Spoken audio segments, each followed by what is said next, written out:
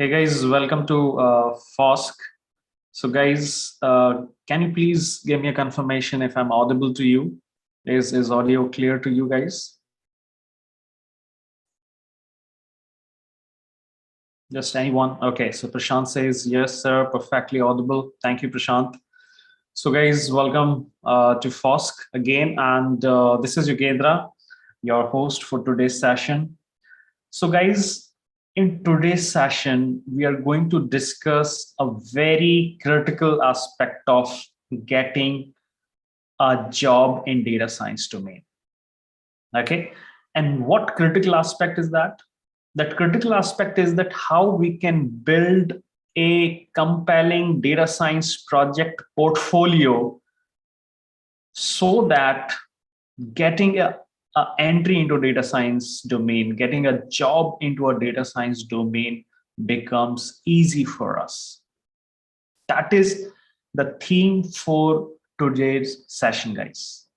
Okay, we are live on the YouTube as well, guys. So let me share a story. When I come before I come to the discussion, actually, that how come we thought regarding having a session that how to build a data science project portfolio. So guys,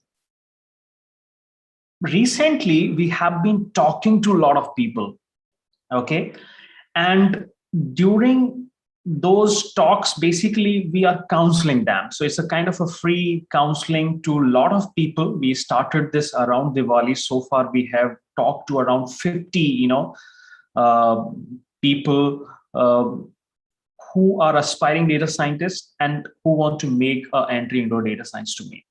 Okay. And I remember a guy, and that guy had a lot of certifications, but he was struggling to get a job. Around 4 or 5 certifications he had. I posted a similar story on the LinkedIn as well very recently from this experience only. Okay. Now, we had around 40 to 45 minutes call with that person. Me and Sylvester was there. Now, after the call, we evaluated why this person is not getting, the job. What is the primary reason? Then we collected our thoughts, and from the discussion that we had with that candidate, we figured out a couple of reasons, and I can mention top 5 reasons, from that discussion. The primary thing, the first thing was that person had a poor resume. It was filled with a lot of unnecessary stuff. Generally, a hiring manager will look into a resume where he can, find out that what internship, what project you have done, what is your experience, what kind of skills you have, those kind of details, not what is your personal interest, what is your permanent address, what is your date of birth, what is your photograph. No hiring manager is not, kind of interested in that. I think you guys already know that any HR manager or a hiring manager only spends around 5 to 6 seconds, looking at a resume and then decides whether to continue or whether to just put it into the bin. That is how it works. Okay. The second, that we realized, the second was that that person had no project portfolio, no good projects to showcase. Obviously, along with that, no active Github profile because that person was not working on the projects, right? He had a couple of projects, but those projects were like kind of, a Titanic data set analysis, right? Iris, a classification. Nobody's interested in those. The fourth reason was that guy was like not very well prepared for the interviews. He was keep on applying the things, keep on applying, for multiple jobs. But when we had a couple of, technical questions with him, just to kind of gauge what, how he is prepared. So no interview preparation. And finally, no networking skill was one more reason why he was not getting the job. He was not reaching out to the right people on the LinkedIn. Resume was already poor. He was not having a kind of a network or a group where he can, get the updates and, all those things regarding the jobs and all, right? So now there is a question coming from the Prashant. Prashant says, sir, what all should we include in our portfolio to get an entry-level job? Prashant, I will come to this because this is the core of the discussion in today's session. So definitely I will spend a good time on this and I will answer it, Prashant. Okay. So now, guys, in today's session, I'm not going to discuss all these 5, reasons for not getting a job. In today's session, we are only going to focus and talk about the second issue, that is no project portfolio. Okay, so guys, now let me share my screen. So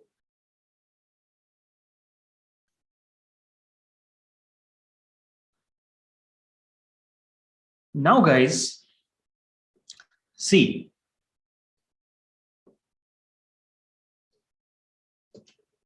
as you can see, now the theme is there, that how to build a project portfolio for data science jobs. Now, guys, see, you have developed the technical skills. You have done multiple courses, you have done the certifications. But the question comes that how do you convince a hiring manager that you are the right fit, you are the right candidate for the job? How you're going to convince? You have technical skills, you have the courses, you have the certifications, but how you're going to kind of, convince in a very, very solid way that you are the right person for the job? And the answer, or I would say the hint is that, you should have a project portfolio, guys, a project portfolio. So we are going to talk about in this session regarding that only, guys. So let's, talk about it. Now, the first question that we should ask is that what is the data science project portfolio? What exactly it is this? Guys, would you like to answer this? What exactly the data science project portfolio is? Can you define that in a very simple one-liner kind of a response? Guys, Vicky, Mani, Prashant, Swati, would you respond to that, guys? Or people, even on the link, YouTube. What exactly the data science project portfolio is?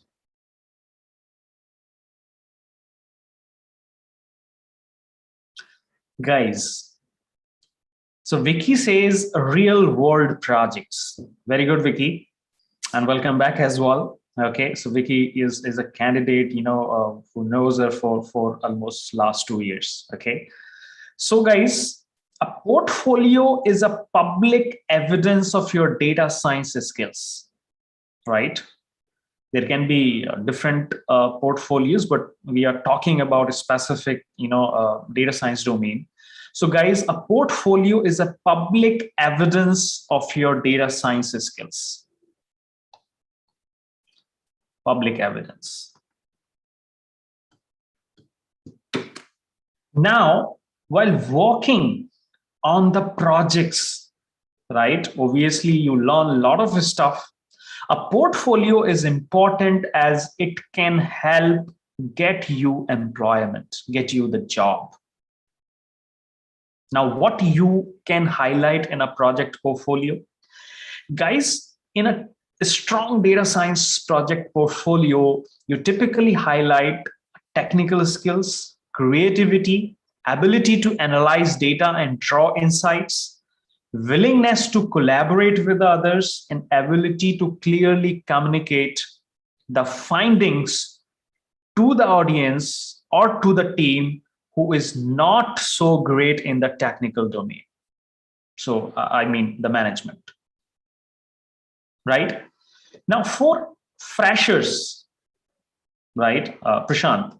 For freshers, a strong portfolio can make up for a lack of employment experience, actually. So if you do not have the experience, right, how you can make up for that? What the replacement you can have, what the best substitution you can have a set of projects. That means you can have a strong portfolio for that. And even for entry level role, right, most companies want to have people with at least a little bit of real life experience. And if there is an answer that how come they can have a real life experience because they are just freshers, the answer is projects. Projects are perhaps the best substitute for the work experience as of now. And this is particularly valid in the data science domain, guys.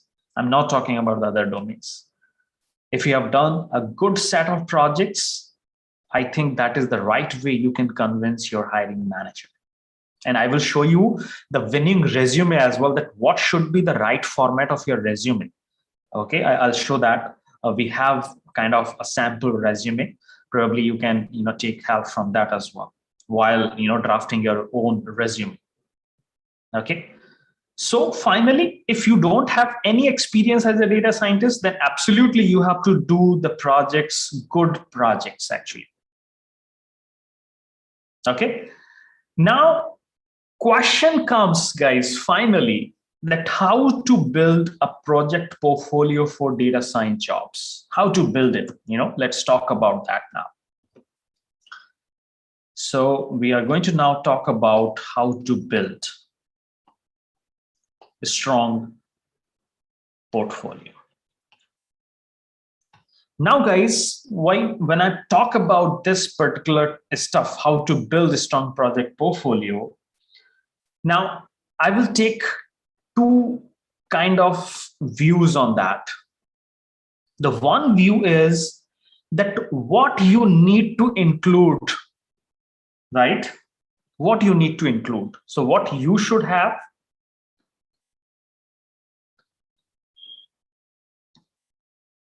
and the other view is what you should not have, right? So what you should not have, two views around that. So first, guys, I will take that what you should have, right? That what kind of projects to include in the portfolio. Now, guys, a good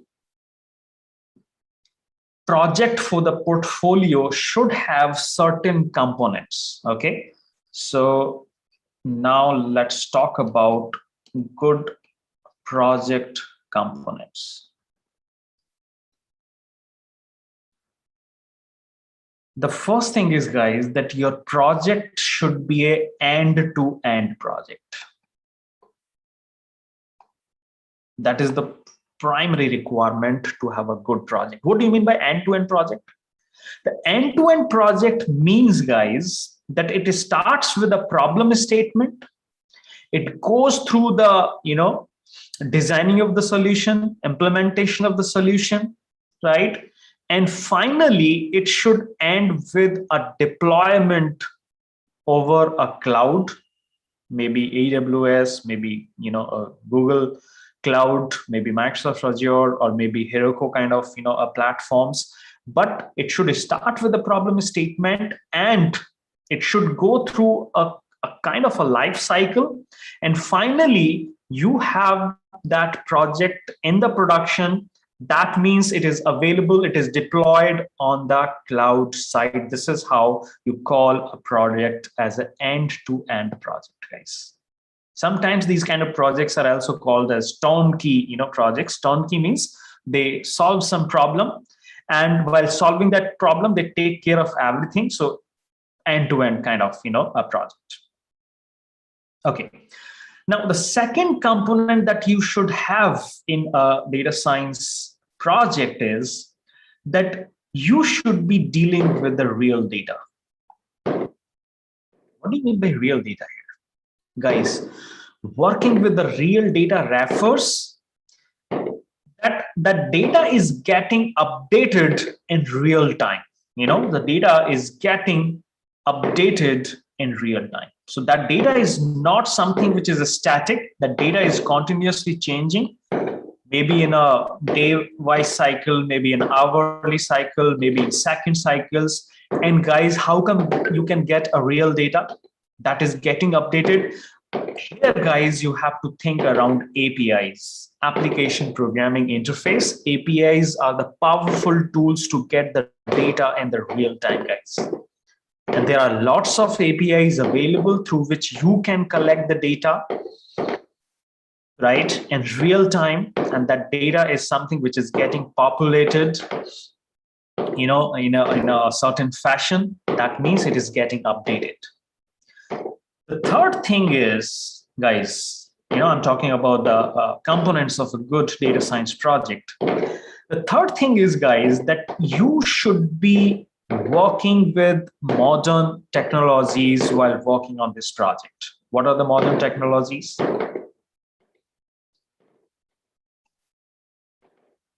So Sylvester is saying that there is a lot of background noise. I think in my neighborhood, some patakas or fireworks is going on, and that is probably the reason for it. So guys, be aware for that. Now, guys, when I say that you should be working on a modern, technologies, specifically I talk about APIs. That you should include APIs in your project. Why to include? The one reason I've already spoken about, that you can get a real data around that. So guys, you need to learn how to use APIs to get the data that you need, right? It shows the interviewer that you have relevant skills to do the job, because almost all of the applications that are now built in the industry are API based. You talk about any application, not only data science applications, even the web applications or mobile applications, all of them are using APIs heavily, actually. Okay. Along with the APIs, guys, right, and getting the real data, you should be also, kind of using databases in the cloud. Knowing how to build a data pipeline with a cloud provider is a real skill set. So when I say data pipeline, what do you mean by a data pipeline? Is kind of a set of activities, basically, right? That, let's say, you are loading the data first, then you are cleaning the data, right? Then you are kind of doing some feature engineering, or then you are modeling the data, right? And finally, you are doing some prediction. So this is your data pipeline, right? So it loads the data, cleans the data. So there is a kind of a module that loads the data. There is a kind of a module that cleans the data. There is a kind of a module that performs feature engineering, right? There is a module that deals with the model preparations and training and fine tuning and deployment. This is your data pipeline, right?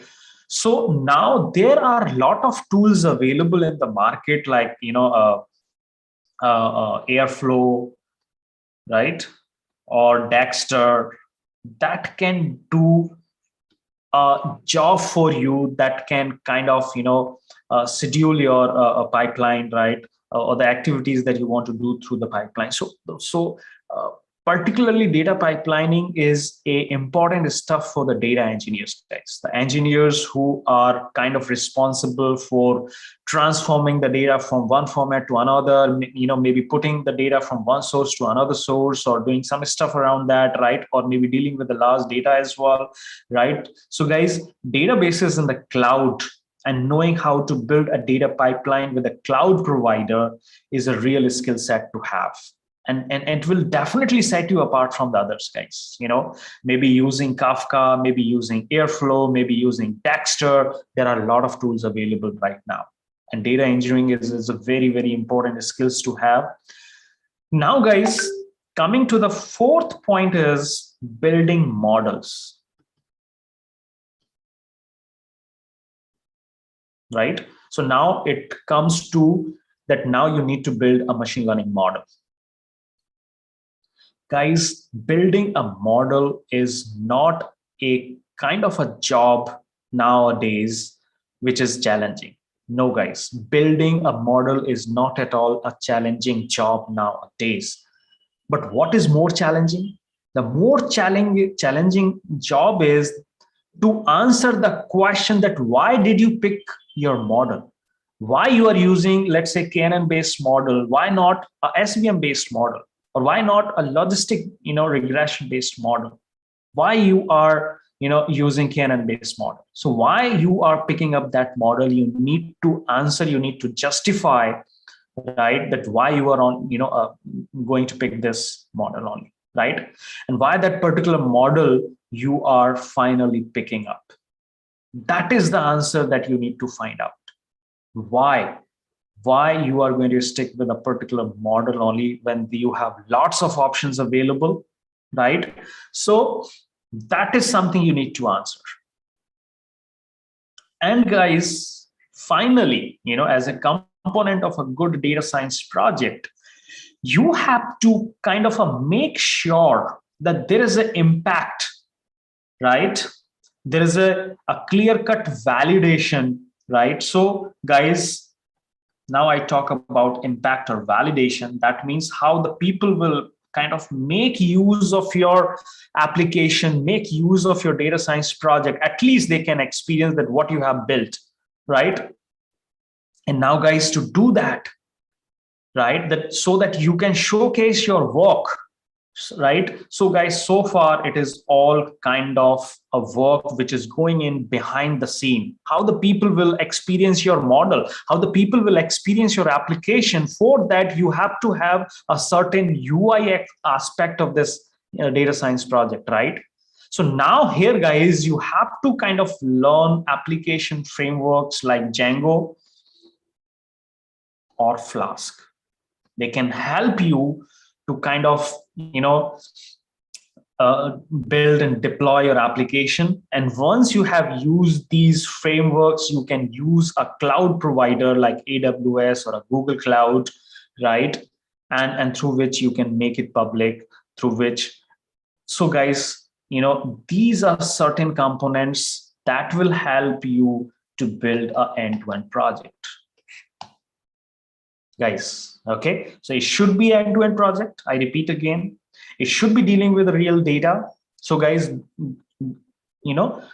gone are the days when you can pick up any CSV file from the Kaggle or some other internet repository and you can do some basic stuff around that. No guys, that's not sufficient nowadays.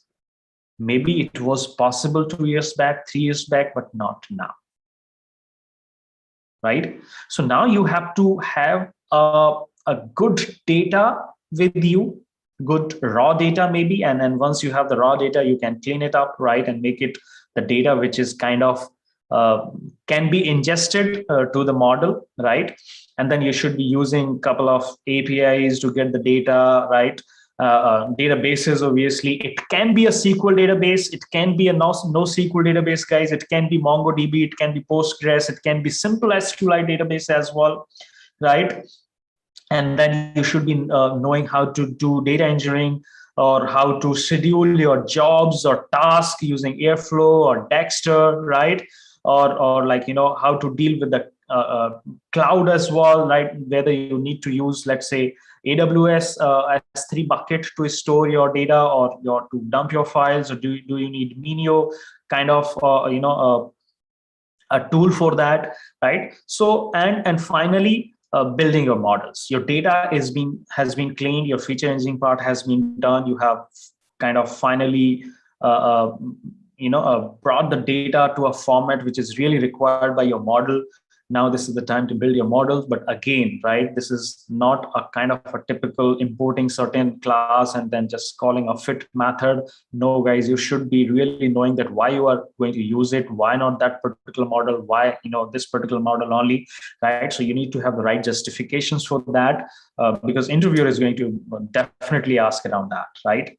And then finally, right, you need to use certain application frameworks like Django and Flask, and obviously these are Python based, guys. Okay, I'm talking about in the Python ecosystem only. So you should have the knowledge of Flask or Django, right? Or even you can have the libraries kind dash, which includes Flask behind the scene and can be used to build the UI. And once your application is up and running, you need to put that application in the production, and that goes through a cloud service. So you can use AWS Cloud, or you can put it on Heroku, or you can put it on Google Cloud or Microsoft Azure. There are lots of services available. Okay. So what is the takeaway when I'm talking about a good project components, right? What you need to kind of think, right, when you are going to pick a project, guys, you need to evaluate that project on these parameters. That is that project fulfilling these 4 or 5 parameters. If that project is not fulfilling these parameters, that project is not probably the right project for your portfolio, guys. That cannot be part of your project portfolio. I will also give you a sample that what you should include in the project portfolio, guys. What can be the good project ideas for you? Okay, so I'll talk about that as well. But guys, the main point is, listen, the main point is to show that what you have built is valuable. People care about your work. Show the impact of your work, guys. Interviewers and your teammates would be highly impressed with that. You have to point kind of give a view that why this kind of application can make an impact, and why this application is something that you actually built, right? Somehow it gives you some sort of a distinction in the crowd, actually. So guys, the people who are in the room right now, guys, can you give me a kind of a yes or no, that are you guys getting this point? That while building a good project, certain parameters has to be there, right? If these parameters are missing in that project, probably that project is not the right project for you guys. So Prashant is saying yes. Shravan, Mani, Vicky, Ishika.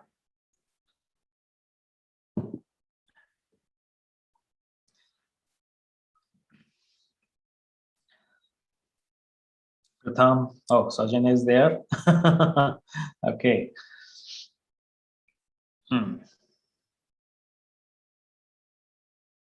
Good. Vicky is saying yes. Good. Now, guys, so far I was talking about that what you need to have in the projects, right? What you need to have in the projects.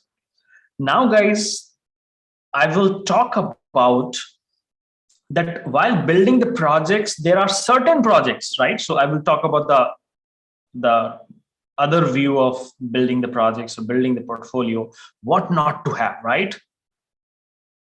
What not to have. This is very important again, guys.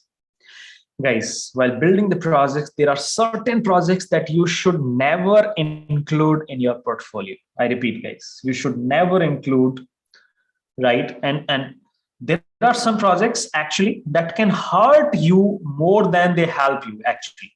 Nowadays, I'm talking about, the current scenario in the industry. Okay, what can be those projects? Probably a survival classification on the Titanic dataset, guys. Survival classification on Titanic data. It has been, done to death now, guys. Okay, so please do not include such projects in your portfolio, in your resume, guys. Handwritten digit classification, AMNIS data. If you guys, AMNIS data. Flower species classification on iris data set. Okay, or what is the more frequent, like house price prediction, guys.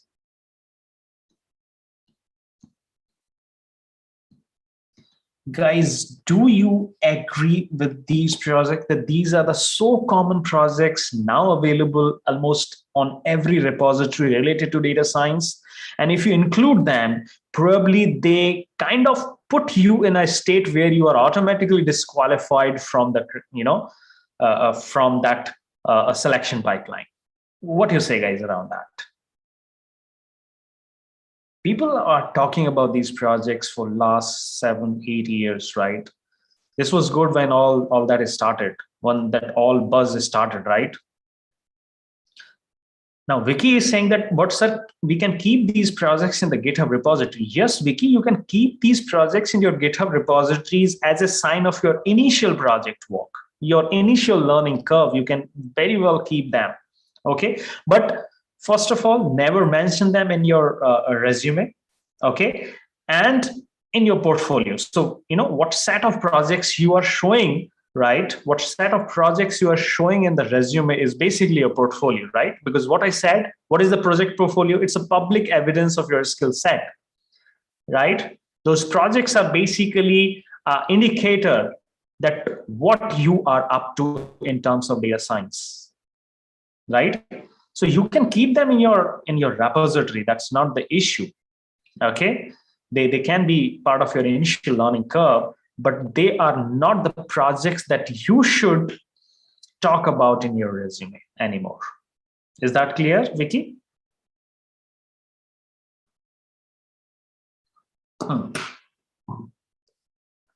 Okay. One more thing, guys. We talk about Kaggle a lot.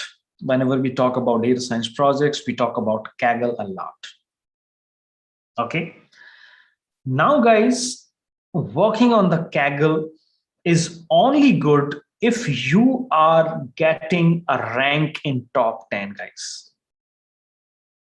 Otherwise, it is hardly of any use, to be very, very frank, guys. Okay. If you are in the top positions, top 10, top 15 positions, then Kaggle is a good for you. Okay. Right.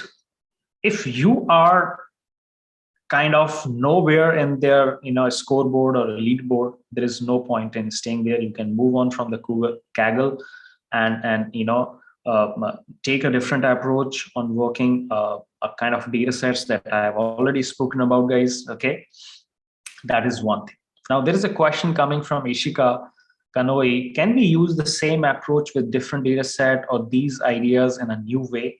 Yeah, definitely, Ishika, you can do that, right? So the point is that you should have a very a fresh data set, and there is a kind of, I have already talked about what kind of a data set. The data set which is probably getting updated in the real time, or the data set which probably, and even Ishika, by writing a scrapper and getting the data from a website can also work for you.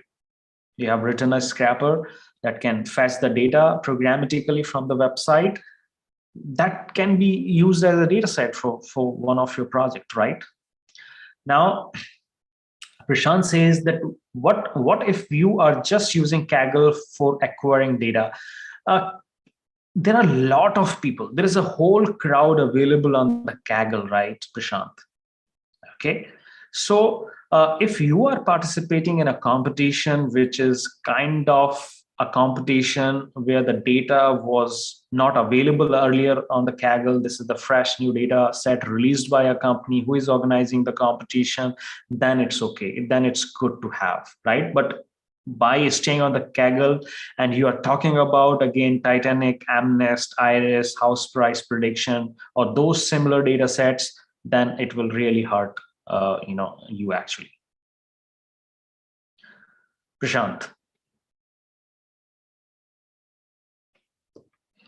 Prashant, did I answer your question? Okay. Now, guys, I have spoken about that what you should have in the projects and what you should not have in the projects. I have talked about that. Now, the next point in this regard is that, guys, portfolios are iterative. The projects, set of projects. Okay. Portfolio is always iterative. What do you mean by iterative? As you learn more, as you improve yourself, your portfolio should also be updated, guys. maybe adding a new project over the time, or updating the existing one by adding a new feature to it, right guys? So your portfolio is something which is getting updated every month or every 2 months, right? Because you are now learning new things, right? You are improving yourself. So this should not be something which is kind of a static for last 2 years or for last 1 year. This is something which is always a kind of incremental process, guys. Guys, do you agree with this fact? That portfolios are always iterative. Once you learn something new, maybe you can add a new project around that, or maybe you can use that new learning to improve your existing work, maybe adding a new feature to it, or maybe improving on the score of the model, maybe switching from one model to another model, because now you know a kind of that how you can have a new model which gives you better results or improved results, right? Those things.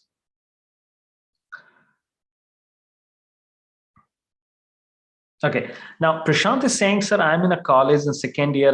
I'm doing a project on a speech emotion recognition. So should I include it in my GitHub or not? Yes, you should definitely include Prashant in your GitHub repository.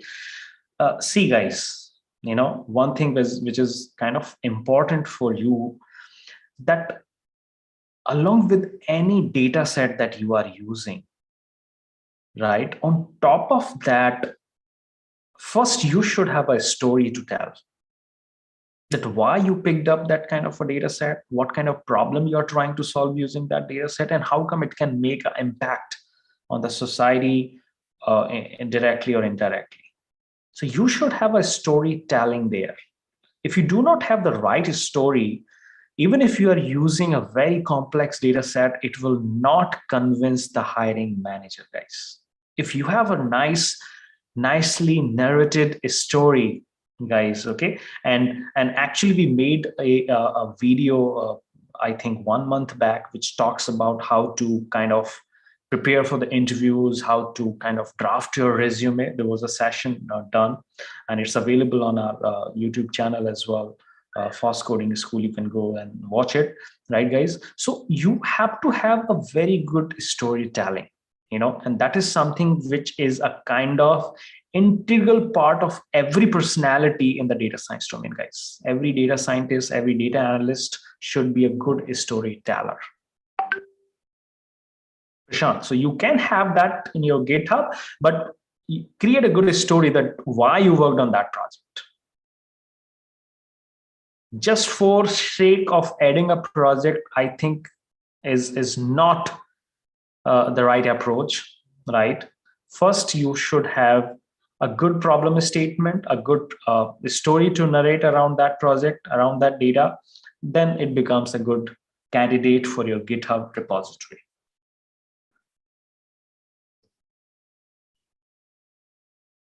Okay. Now, guys, if I talk about in today's scenario, if I talk about that, what you should have in your project portfolio now, okay? So the goal of your project portfolio is to show off your dynamic skill set, right? So it's important to include case studies that highlight your different capabilities, guys. So your project portfolio should have a diversity, guys. Only one kind of projects will not serve your purpose. Okay, guys, so it should have a diversity. So what kind of diversity you can bring in your project portfolio? Maybe you can add a good project which is primarily related to analytics and visualization. So no machine learning, no algorithm is required in this case, right? Simply you have a data set, you are kind of doing analytics, you are trying to find insights, you are doing a beautiful visualization on that. Probably pandas and numpy and matplotlibs are the right tool for that. Your project is done.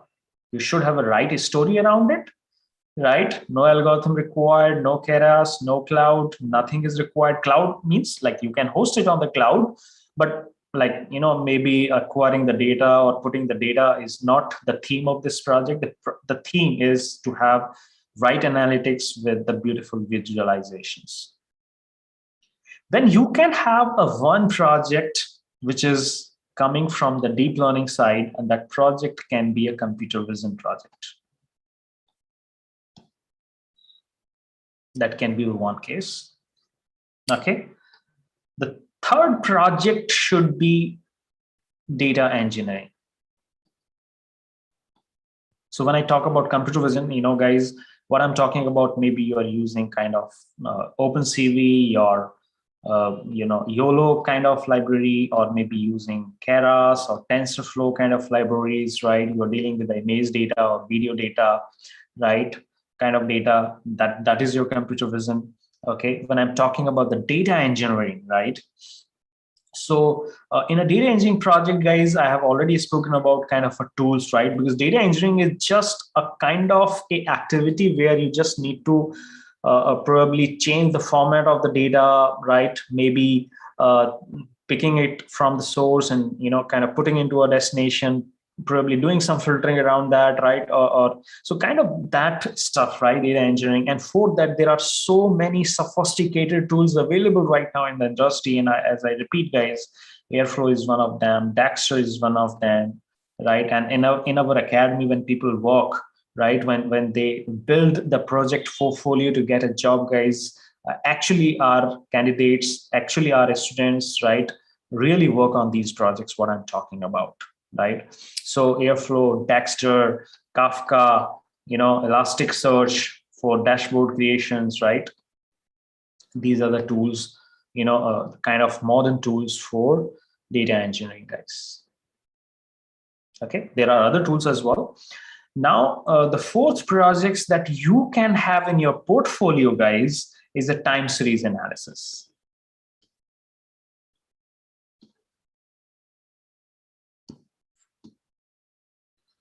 The data which is collected, for a long duration of a time in a regular interval, or based on a certain event, right? A time series data, maybe a rainfall data, maybe earthquake data, right? Maybe energy consumption data, electricity consumption data, kind of that. So all of that data is the time series data.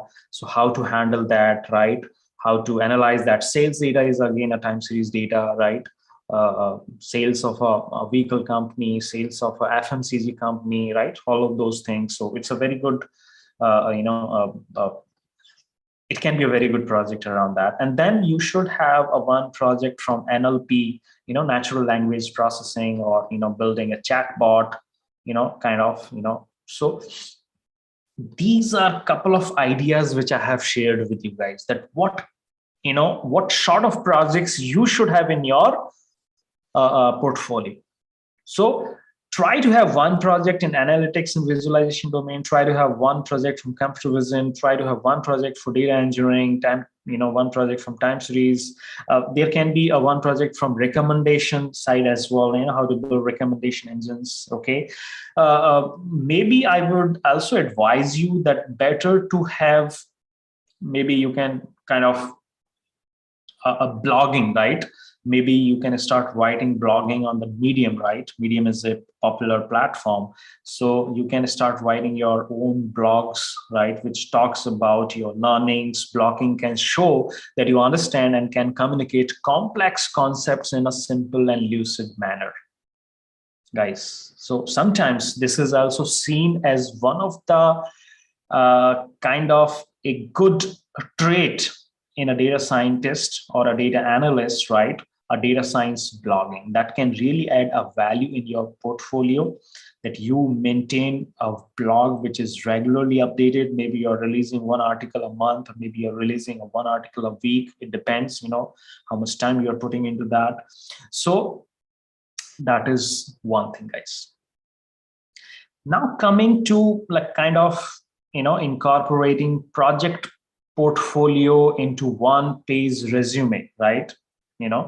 So how you can show good projects. So I think 4 or 5 projects in your resume, top 4 or 5 projects. I'm not talking about every project that you have put on the GitHub, guys. Okay. 4 or 5 projects right? Meeting the requirements that we have already talked about, we have already spoken, guys. So you can have, and if you look at a project, I'll show, and probably, Saujanya will resemble on that. So guys, can you see? I'm just showing one pager resume to you. It's a kind of a sample resume, where you have a couple of details, your names, and so maybe you're aspiring data scientist, or maybe you're aspiring data engineer, maybe you're aspiring data analyst, or maybe you're aspiring, kind of business analyst or something like that, right? So there you have your LinkedIn profiles, GitHub profiles, your work experiences, your project as a team member or a solo developers, your risk skills, right? Your certifications and educations. It's just one simple single page resume, guys. No photographs, no date of birth, no permanent address, no other address. Your email, your mobile numbers are enough there. You just, okay, that you are coming from which place, that is enough to talk about, right? No personal hobbies, no interest. People try to put personal hobbies and interest, right? Or I was a volunteer in some college fest. They will write something like that, right? They are just fillers, guys. This is not something which the hiring manager is looking for. Please mention those things in the resume in which the hiring manager is interested in, not what you are interested in, right? Think what the other side of the table, people are kind of having a thought. Think around that, guys. Okay. So I have shown you, very quick. It was not a very detailed discussion around that, because that's a separate one. Our theme primarily remains on how to build a strong project portfolio. Now, guys, other than that, as this is very much related to a strong project portfolio, is that you should have an active GitHub profile. So very recently, I think 2 days back only, I got a call from a girl who was kind of a trainee, few years back at Forsk Coding School or Forsk Academy, and she is right now working with Paytm. So she called 2 days back only that, sir, can you help me? What you need? So, sir, my younger brother is struggling to get a job.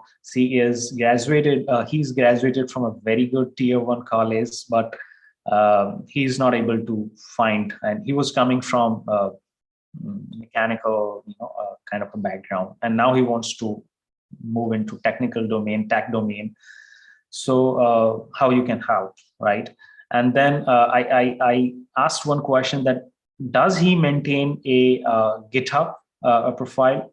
So she says yes, he has a GitHub account. So having a GitHub account is not a GitHub profile, guys. Okay. And when I looked at his GitHub profile, only 2 commits were seen in the month of, I think, May or June somewhere. And since then, there was no single commit, right? What kind of GitHub profile is it? Very poor, actually, right? So this is the kind of a profile which will give a negative impression rather than a positive impression, rather than helping in a positive way in the interview, actually. So you have to maintain a consistency there, actually, right? So that is one thing. So you have to have a active GitHub profile, guys. And for the practice purpose, to begin with, guys, start practicing on HackerRank. Practice using HackerRank. There are a lot of companies who are organizing hackathons and competitions on the HackerRank. There is a separate section for the job board on HackerRank as well, if you're not aware, guys. Okay. It's not only a platform where you get a question and you need to solve it and submit it or upload your solution, and then you will get some ranking or something like that. HackerRank is a holistic platform, guys, and nowadays there is a job board available as well. There are a lot of companies, and I still remember there was a company from Jaipur only. One of our candidate was kind of applying there for the job, and they were specifically asking that what is your rank on the HackerRank. what is your rank on the hacker? So it was kind of a validation for them that if you have a good rank on the hacker rank, that means you are consistent there, you are disciplined there, you are doing something right very regularly there, and you know, something like that. So that is there. So this is something, guys. Okay, there's a question coming from Ishika. Sometimes when I'm learning something, I try to write in a Jupyter notebook. Should I upload my learning notebooks in the GitHub as well? Yes, you can do that, Ishika, right? So all of your learning, you know, or practice notebooks can be there in one of the repository there. Make a separate repository for that, because it's not a project work, right? Because every Jupyter notebook will have something new every time, right?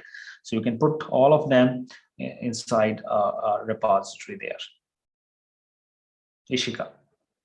So that is one thing, guys. Now, finally, right?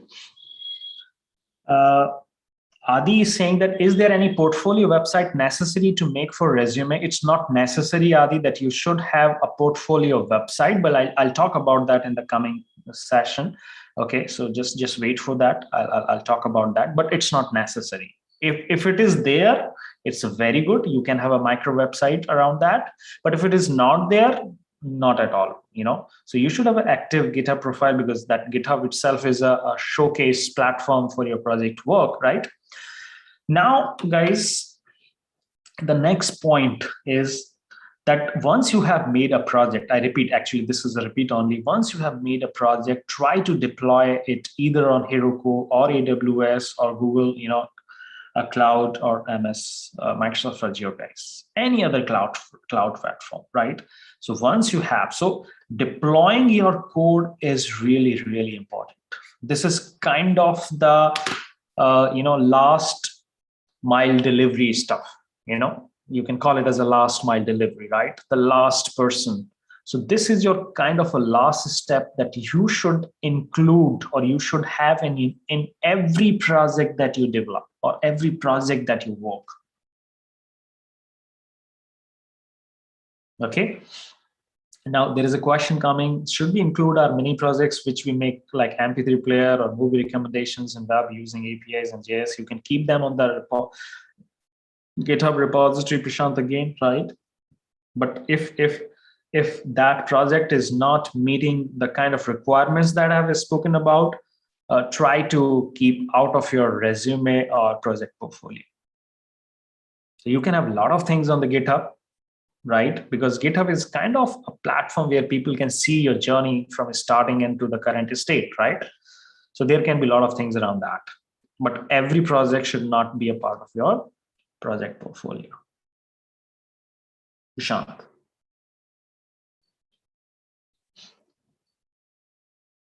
Now, guys, as Adi was asking, a website. A website can be a good way to showcase your projects, right? And guys, actually, there is a website which allows you to create an account, and they will give you a one page, right? Where you can actually mention a title of your project, a little description of your project, and a link to your GitHub. Can you understand that, guys? Okay, so that is a site called datascience portfolio. Actually, you know, that's the website. I'm sharing the link here, guys, with you. You can actually, you know, have that. So this is something which let me show you, if it is. So guys, data science portfolio, there you can see, and here you can use this option, create your portfolio page, guys. Okay, it's a free to use, and you need to explore more obviously around that.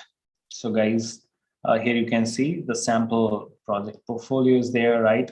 And you can,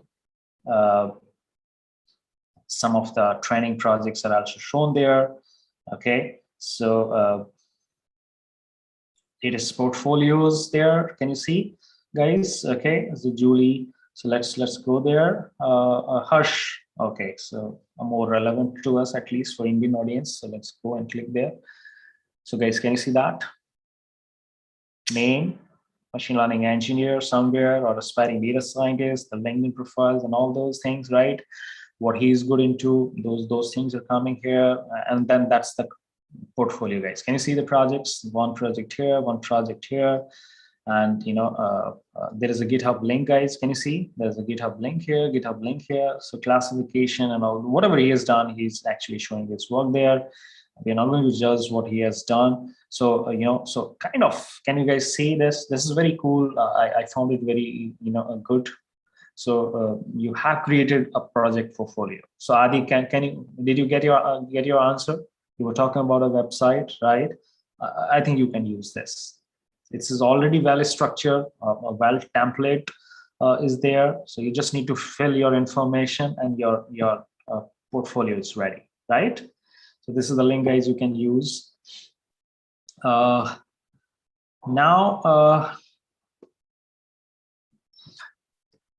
guys, two things from my side before we close the session, and I'll take your questions. Okay, guys, if you are new to Forsk, okay, I see a lot of people are already kind of part of the Forsk community.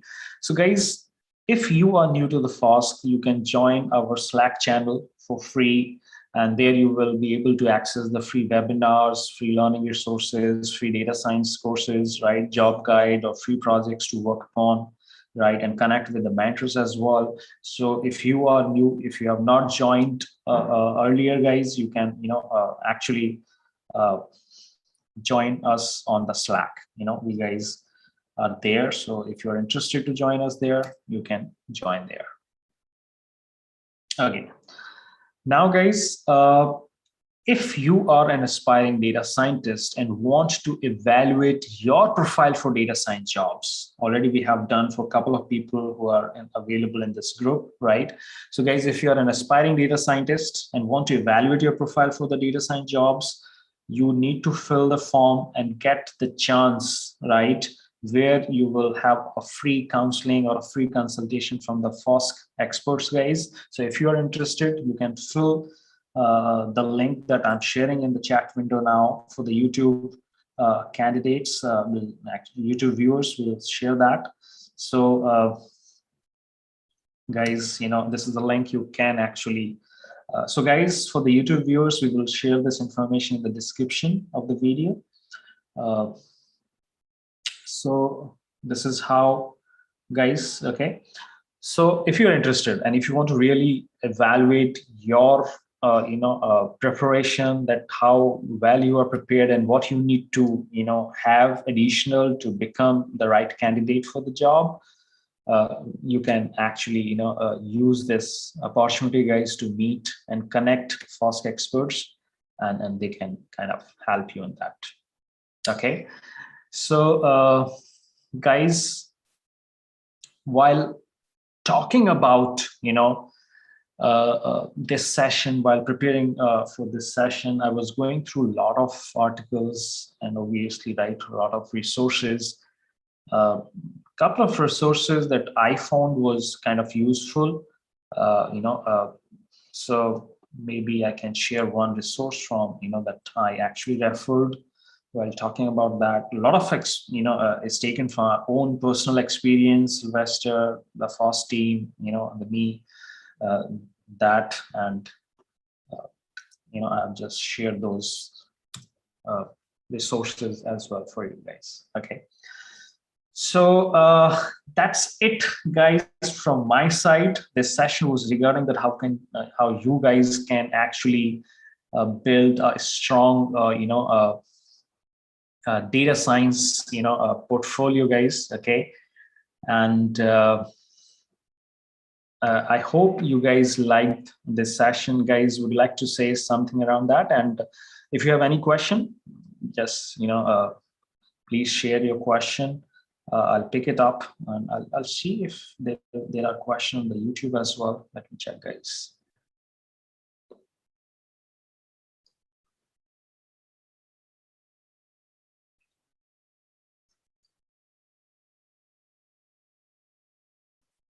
So guys, if you have any questions, please let me know. And I'm just going to check out if there are questions on the Google, YouTube as well.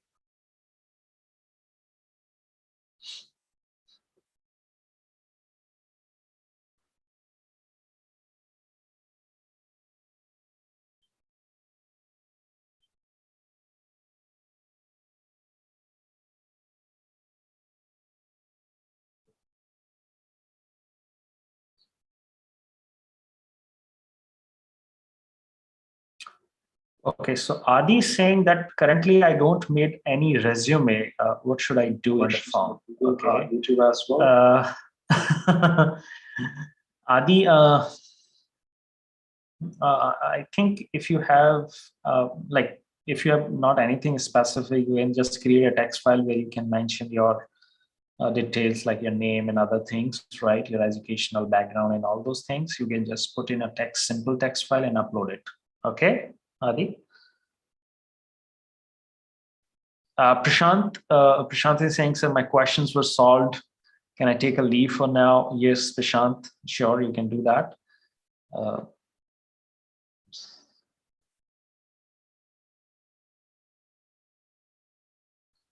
Any other question, guys, from your side?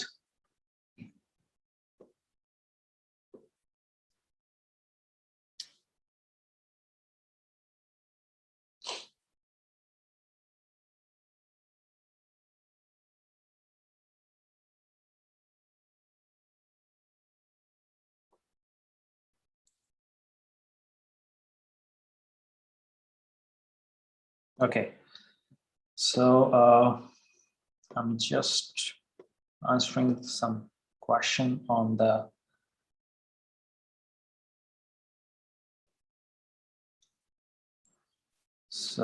just a minute, guys.